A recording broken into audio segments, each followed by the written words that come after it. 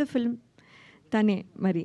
So she did it excellently and ఇంతకంటే I don't want to tell more. Jagapathi Babu garu ఈ సినిమాకి అంతేకాకుండా అమ్మాయిని రక్కింది, గిల్లింది, కాళ్ళు తొక్కింది, చాలా చాలా అది ఆఫ్ స్క్రీన్ టార్చర్ పెట్టింది ఈ అమ్మాయిని.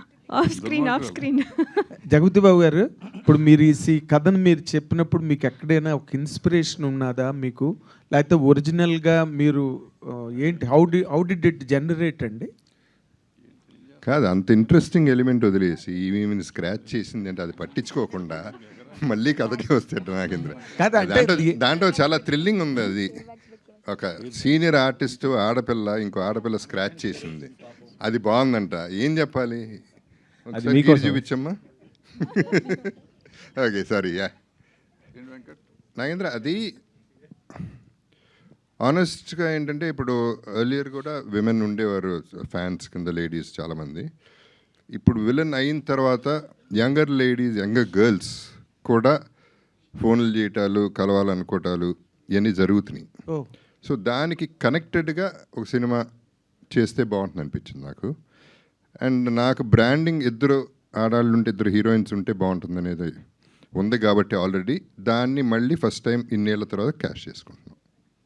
Very good, all the very best Babu. అంటే ఈ సినిమా ఇది జెన్జీ బ్యాచ్ ఇప్పుడు ఉన్న దానికి కనెక్ట్ అవుతుందా సార్? అంటే ఆ అమ్మాయి క్యారెక్టర్ అలా ఆ విధంగా ఎంఏ జెన్జీ కదా, మరి ఆటోమేటిక్గా కనెక్ట్ అవుతుంది. జగత్ బాబు గారు సార్, ఈ స్టోరీ అంటే అంటే though you might not have taken the inspiration directly, ఇది మీ వర్షన్ ఆఫ్ నిశ్శబ్ద్ అనుకోవచ్చా? సారీ, మీ వర్షన్ ఆఫ్ నిశ్శబ్ద్ అనుకోవచ్చా? ఇది అన్ని మిక్స్ ఉంటుందండి. It's a cocktail. అంటే they will be, it's not as straight as that, they will be twists. ఆ ట్విస్ట్సే కావాలి కదా సినిమాకి. So that is what I believed in. అందుకని అంటే ఇది ఇక్కడ ఒక చిన్న ఇది ఏంటంటే, డైలాగులు వాటిలో కూడా ప్రతిదీ కూడా బాగుండాలి, ప్రతి మాట గుచ్చుకోవాలి, ప్రతి దాంట్లో ఒక ట్విస్ట్ ఉండాలి, ఒక ఫీల్ ఉండాలి అనే దీని మీద అనుకున్నాం. And that's what we try to achieve అనమాట. అంటే ఆ టైంలో కూడా లైక్ నిశ్శబ్ద్ రిలీజ్ అయినప్పుడు కూడా it has some unconventional things. So ఇక్కడ is it being conventional or unconventional? It will be conventional mostly, little unconventional. కావాల్సినంత డోస్ అన్నీ ఉన్నాయి. సార్ భరద్వాజ్ గారు, సినిమా ఎప్పుడు రిలీజ్ సార్? ఈ సమ్మర్లో రిలీజ్ చేస్తారా? ఈ సమ్మర్ రిలీజ్ చేద్దాం. మే 14th అనుకుంటున్నాం, బట్ సెన్సార్ ఇవన్నీ ఉన్నాయి కదా, so depends on much on sensor. చాలా మంది సమ్మర్ కొద్దిగా ఐపీఎల్ ఎఫెక్ట్ ఉండి మొత్తం అన్ని సినిమాలు పోస్ట్ పోన్ అవుతున్నాయి.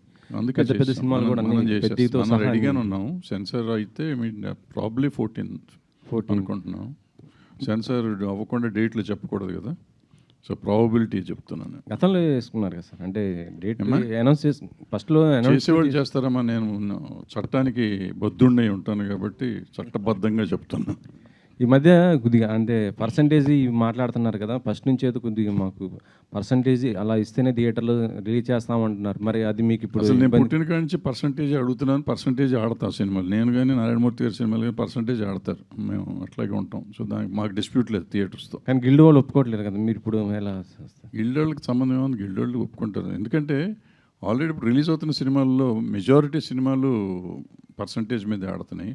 సో దాని మీద లేదు. పైగా మన క్వశ్చన్స్ టైం లేదు, తక్కువ టైం ఉంది. జనరల్ క్వశ్చన్స్ వద్దు, సినిమాని గురించి మాట్లాడదాం. సినిమా అంటే మీ సినిమా కూడా ఎఫెక్ట్ పడుతుందో?